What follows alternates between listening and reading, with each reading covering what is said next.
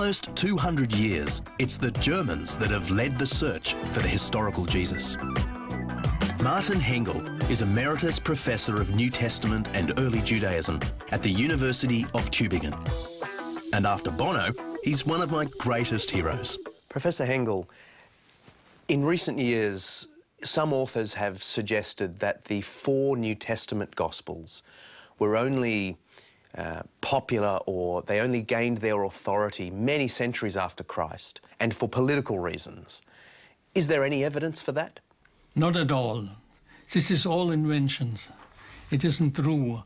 The Gospels became important for Christianity already shortly after the time they have been written, and I think all over the Roman Empire, at the end of the 2nd century, the Gospels were well known to Christian communities. And the text which is written for the Roman Emperor Antoninus Pius, to show that the Christians are no criminals, shows that this tradition of the reading of the Gospels, Justin speaks of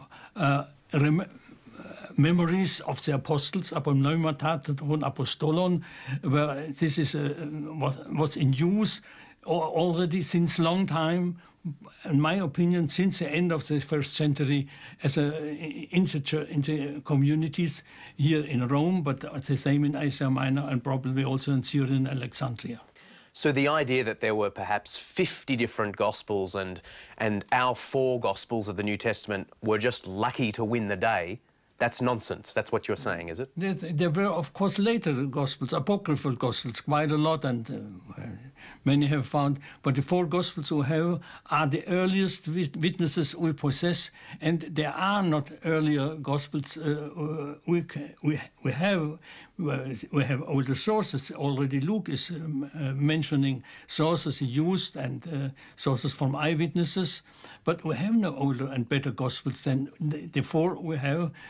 Already Justin writes in his dialogue that the memories of the apostles are written by the apostles themselves or by followers of the apostles, and this shows already the apostles are Matthew and John, and the followers are Mark and Luke. How valuable are they for telling us about the real Jesus? They are unique, you see, and they're absolutely necessary. And they are, in their heart, I think, in their center, reliable. There are differences between the different gospel writers in style and mastering Greek rhetoric. Surely Luke is the most rhetorical one. Nevertheless, he's reliable. And Mark and he are the most important sources for the historical Jesus.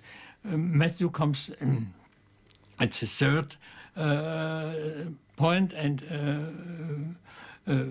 John at the 4th.